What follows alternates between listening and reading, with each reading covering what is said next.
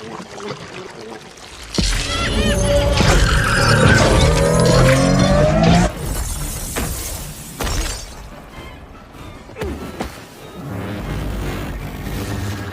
студиясының Disney Plus сериясы ал егер Marvel киноөлімін көңілді және қызықты түрде зерттеп, біз білетін және жақсы көретін оқиғалар мен кейіпкерлерге жаңа өмір береді.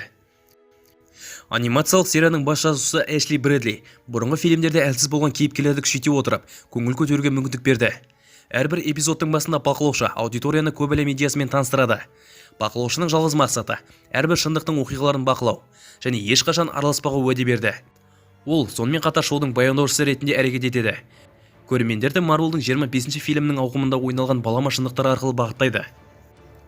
Бұл сериалдың ерекшелігі фильмдердегі осы кейіпкерлерді ойнайтын актерлардың көпшілігі өз рөлдерін дауыстық актер арқылы қайталайды. Өз кейіпкерлерін сомдаған актерлардың қатарында көңіл көтеруді жалғастыратын Крис Хемсворт, сонымен бірге сюжеттік желіге эмоционалы тереңдік беретін Бенедикт Камбербэтч кіреді. Марқұм Чедвик Боузманды қара қабыланды дыбыстаған. Бейімдеудің бірінші маусымы бастапқыда 10 эпизодтан тұрды. Бір эпизод пандемиялық шектеулерге байланысты бітпей қалды. Бұл Таносты өлтірген Гамора туралы оқиға. What if?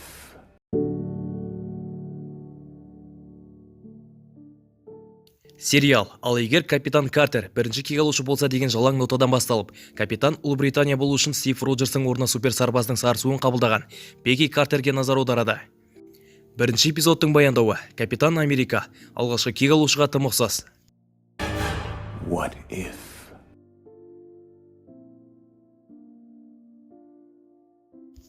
Екінші эпизод. Йондо мен оның Рогавиялар командасының жерден Питер Квилл емес, Ваканда тағының мұрагері жас Тачаланы абайсызда қалай алып кеткені туралы айтылады. Жігіттің өзі жаңалық пен шытырман оқиғаға шөлдегендіктен тағдырдың мұндай күтпеген бұрылысына қарсылық білдірмеді. Нәтижесінде ол жұлдызды лорд бола береді. Бірақ Тачаланың ішкі қасиеттерінің арқасында алдауға бейім ғарыштық қарақшы емес, әрқашан көмек қолын созатын қаһарманға айналды. Тачаланың жеке қасиеттері басқаларға өздерінің мақсаттары мен өмірге деген көзқарасын қайта қаруға көмектеседі. Жаңа жұлдызды лорд бірнеше жылдан кейін ғаламдағы күш тепе-теңдігін қарумен емес, өзінің мейірімді жүрегінің күшімен өзгертті. Галактика сақшылары неондық шытырман оқиғалы космо опера, бірақ талас-тартысқа түскен төрт кейіпкердің орнына асыл және ақкөңіл кейіпкері бар. Қара пантераның қатысуымен барлық эпизодтар бір жолмен өлім тақырыбын қозғайды. Бірақ сонымен бірге кейіпкерді осы немесе кейінгі өмірдегі әділдік пен жақындармен кездесуге деген үмітпен қалдырады. Тачаланың әсерінен Танос геноцид идеясын тастап, не бола балалық шағын бақытты өткізді. Бұл сурет пен сюжет әріптестері мен жанкүйерлердің Боузманды, жарқын және үмітті тұлғаны қалай еске алатынын әсерлі түрде бейнелейді. What if?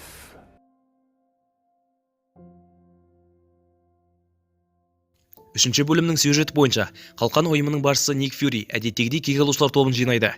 Бірақ олар белгісіз себеппен бірінен соң бірі өледі. Қылмыскерді табуға тырысқан Фьюри жанкүйерлеріне жақсы таныс бөтен қонақтың алдында күтпеген көмекшісін табады. Сценарий авторлары сюжеттің интригасын жұмбақ өлімді құпия ұстап, визуалды сериясымен бірге қастандық трейлеріне жақын атмосфераны құруда жақсы жұмыс істейді. What if?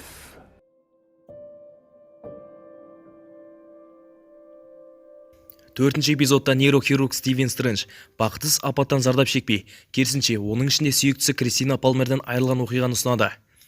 Эпизод небәрі 30 минутқа созылғанына қарамастан, барлық Марвел киноөлеміндегі ең жақсы айтылған әңгімелердің бірі болып табылады.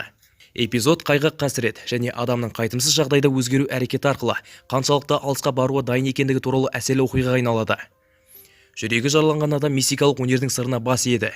Стрэндж өзінің махаббатын жоғалтумен келіспей, қара сиқыр әлеміне келеді. Франшизадағы басқа жұмыстардың көпшілігінің стандарттары бойынша 4-ші эпизодтың тарихы күңгірт, тылсым табиғатты дәл көрсететін, ойлы бағыттың арқасында қайғы мен орны толмас жоғалту туралы батыл және ересек оқиға қара түстермен керемет суреттеп көрсеткен. What if?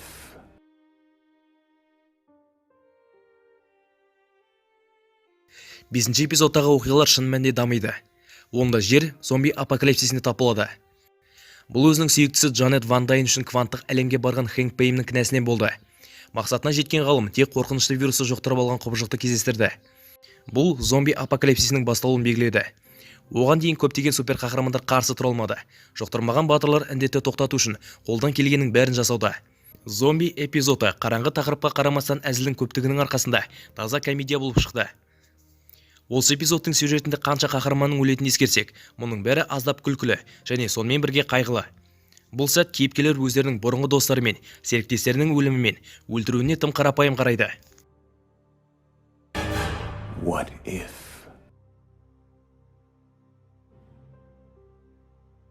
Алтыншы эпизод. Киллмонгердің Ауғанстанда 10 сақина лаңкестік ұйымының шабуылы кезінде Тони Старкты өлімнен қалай құтқарғанын көрсетуді ұсынады. Осыдан кейін ол өзінің арамзақ жоспарын жүзеге асыру үшін қажетті ресурстарды ала отырып, бай және ықпалды Старктың сеніміне оңай енеді. Бұл сюжет Киллмонгердің керемет алдаудың тарихы болуы мүмкін. Дегенмен, оның жоспарының тым қарапайым бөлшектері басқаларда, соның ішінде данышпан Тони Старкты ақымақ етті. What if?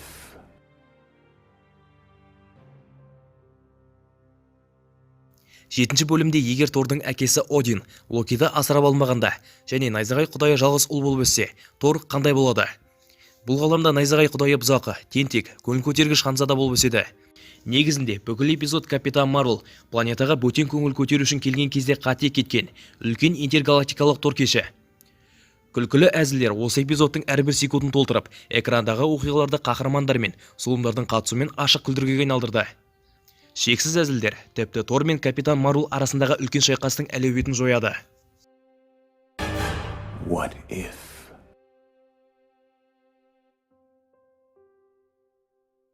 Сегізінші эпизодтың сюжеті орталығында Альтрон тұр. Ол Вижн денесін алып, адамзаттың жаһанда геноцид жоспарын жүзеге асырады. Осыдан кейін ғаламдағы барлық тіршілікті жоюға шешім қабылдап, жерден кейін басқа ғаламдарға өлім себуге барады. Осы уақытта жердегі Наташа Романов пен Клинт Бартон өлмейтін зұлымдықты қалай тоқтатуға болатынын білгісі келеді. Альтрон ғаламның ессіз геноциді туралы сериясы, оқиғалардың ауқымы мен сипаты кек алушылар шексіздік соғысы блокбастеріне ұқсас. Марвел киноәлемінің бір бөлігі ретінде авторлар осы франшизаның стандарттары бойынша шынымен жаһандық, әсерлі және мұңды, қорқынышты машиналар көтерілісін көрсете алды. What if?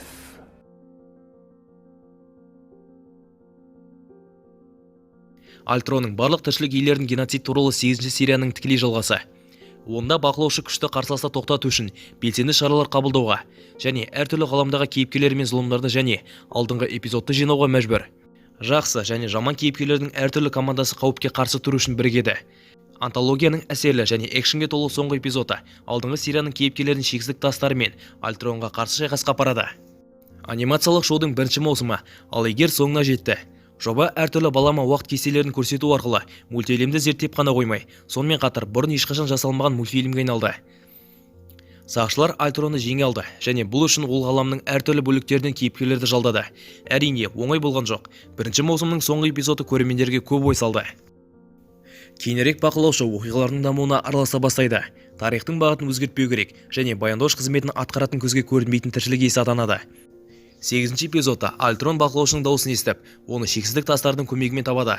Сериалда шексіздік тастары қандай да бір себептермен шындықтар арасында қозғалуға мүмкіндік береді. Бірақ фильмдерде олар мұндай қабілеттерді бермеген. 8-ші эпизод кек алушылар Альтронның мақсатына жетуіне, Вижнның денесін бақылауға алуына кедергі келтіре алмаған сценарийді зерттеді. Кинохронологияда Вижн Альтронның қаруы болу керек еді. Бірақ кек алушылар бұны болдырмай, оны Тони Старктың Жарвис бағдарламасына жүктеп салу арқылы сана тасымен тірі андроидқа айналдырды. Ал мына эпизодта Альтрон қалағанына қол жеткізіп, Вижнның денесін қорғай алды. Осылайша оны өзінің тікелей эфирдегі әріптесінен әлде қайда күшті етті. Әлемді басып алған соң, шексіздік тастарына қол жеткізді, тіпті бақылаушы уатуымен соққылар алмасты. Альтрон ақыры өз мақсатына қол жеткізген соң, Таносты ақыл тасынан энергия сәулесінің көмегімен екіге бөледі. Таңғалатын нәрсе, Альтрон Таносты бір таспен алып тастады. Осы сәтте Таноста 5 тас болды. Альтрон тек біреумен қаруланған. Дәл осы кезде кек алушылар шексіздік соғысында Вижн Таносты өлтіру үшін неге сана тасын осылай қолданбады деген сұрақ туындайды. Егерде шексіздік соғысында Вижн мейірімсіз андроид болса, Қара Орденмен шайқасқанда жарақат алмаса, Таносты өлтіретін еді. Алайда Вижн бұл қабілетін қолдана алмады. Уатудың бар екенін білген соң көп ұзамай, Альтрон бақылаушының жеке өлшемін бұзды. Содан кейін олардың күресі кезінде сансыз балама ғаламдарды аралап өтті. Бұл дегеніміз, адамда барлық 6 шексіздік тасы болған кезде қауіп төніп тұрған бір ғана ғалам емес. Барлық 6 тасты біріктіре алатын кейіпкер шын мәнде бүкіл ғаламға қауіп төндіреді. Өйткені Альтрон уақыт кестесіне өте аз күш жұмсай алады. Сонымен қатар Альтрон жасырын өлшемдерді көре алады. Шексіздік тастарын алғанға дейін Альтрон кез келген кек алушыға немесе зұлым адамға физикалық тұрғыдан қарсы тұруға жеткілікті күшті болды. Тіпті Капитан Марвелдің өзі де тоқтата алмады. Қазіргі уақытта мультфильмде күйзеліс туғызып жатқан Альтрон нұсқасы кез келген батырға өз бетімен жеңе алатын жауыз емес. Альтрон мультфильмді бақылайтын ғарыштық тіршілік иелері ғана бәсекелес болатын күш деңгейіне жетті. Бақылаушы шексіз уақыт шкаласына қарап, Альтронды құлатуға қабілетті деп ойлайтындарды таңдап алған сияқты. Осылайша мультфильмнің сақшылары пайда болды. Олардың құрамына жоғары Стрэндж, Жұлдызды Лорд, Капитан Картер, Парти Тор, Саккар чемпионы Гамора, Ваканда билеушісі Киллмонгер және соңғысы Қара Жесір кірді. Шексіздік тасын алған соң Альтрон ғаламдағы өмірлік энергияның бар екенін анықтайды. Бұл мультфильмнің сақшылары. Бірақ шын мәнінде бұл бақылаушысы мүмкін болмас еді. Ол кейіпкерлерді өмірсіз өлшемге әдейі орналастыруға итермеледі. Сонда жауыз назар аударады. Содан кейін олар Альтронның өлшеміне саяхаттап, жантасын ұрлап, оны қуып жетуге мәжбүр етті. Шындығында обсервердің мақсаты жай ғана Альтронды сол жерге оралуға мәжбүрлеу болды. 8-ші эпизодта сол ғаламдағы Қара Жесір Арним Золоның вирусы бар жебесі болғандықтан Альтронды жеңудің жолын тапқанын көрсетті. Қара Жесір шайқасқа қосылғанда, ол бұл көрсеткіні зұлым адамның көзіне дәл тигізе алды. Және бұл вирусты негізгі компьютерге жүктеуге мүмкіндік берді. Осының нәтижесінде Золо Альтронның санасын өшіріп, оның денесін бақылауға алды. Бірақ бақылаушыға шексіздік тастарынан да құтылу керек болды. Сондықтан олардың күшін пайдаланғысы келетінін біле отырып, құралдарды тасымалдаушы ретінде Киллмонгерді таңдады. Әрі қарай біз Арним Золо мен Киллмонгерді жоғары Стрэндж мәңгілік қалта өлшеміне қалай салғанын көреміз. Ұрыс сәтті аяқталғаннан кейін мультфильм сақшылары өздерінің үй өлшемдеріне оралды және эпизод оларды алда не күтіп тұрғаны туралы қысқаша сілтемелер жасайды. Мәселен, Тор бақытына орай Альтрон шабуылынан аман қалған Джейн Фостермен қайта қосылды. Тачалла Питер Квиллмен бірге Эгоға қарсы шықты және бұл аспан планетасында емес, жерде болғандықтан Эгоның күші шектеулі болу керек еді. Яғни оны жеңу қиын болмайды. Киллмонгер өз кезегінде Арним Золо және шексіздік тастармен бірге тұзаққа түсіп, өз ғаламына оралмады. Мультфильм сақшылар тобының ең қайғылы мүшесі Қара Жесір болды. Ол Альтрон өлшемінен жалғыз аман қалған және көптеген отбасы мен достарынан, соның ішінде Клинт Бартоннан айырылды. Наташа өз әлеміне оралудан бас тартты. Оның орнына бақылаушы басқа ғаламда Қара Жесірден айырылып, Локи планетаны басып алған 3-ші эпизодтағы ғаламға апарады. Ол шайқастың маңызды сәтіне араласып, Локидің қаруын тартып алады. Және осы ғаламның кек алушыларына Ник Фьюри, Капитан Америка және Капитан Марвелге қажет нәрсені берді. Бұл кезде бақылаушы уақыт шкаласын өзгертті, өйткені Локи жеңетіндей болды. Эпизодтың бір сәтінде Капитан Картер бақылаушыдан оны Стив Роджерспен бірге өмір сүру үшін бір кезеңге жіберуді сұрайды. Бірақ ол мұны істеуден бас тартып, оның әлі де қажет екенін айтып, соңғы болған жеріне қайтарады. Капитан Картер Қара Жесірмен қосылған кемеде серияның дебюттік эпизодында Стив Роджерс болған роботты табады. Эпизод Стивтің сонда екенін анық көрсетті. Біз 2-ші маусымда Стив Роджерсты қайта көруіміз әбден мүмкін. Сериалдың бас жазушысы Эшли Брэдли 2-ші маусымның барлық эпизодтардың сценарий дайын екенін растады. Бұл теориялық тұрғыдан жобаның жақын арада шығуы мүмкін екенін білдіреді. Оның үстіне сұхбаттардың бірінде 2-ші маусымда 4-ші кезеңдегі Қара Жесір, Шанг-Чи, Он Сақин аңызы және мәңгіліктердің болатынын жасырмады. 1-ші маусымдағы кейбір сюжеттік желілер жалғасады деп күтілуде. Жалпы, Marvel Studios көрермендер мен жанкүйерлер келесі жобаны асыға күтетіндей етіп жасады. Journey to face the unknown and ponder the question.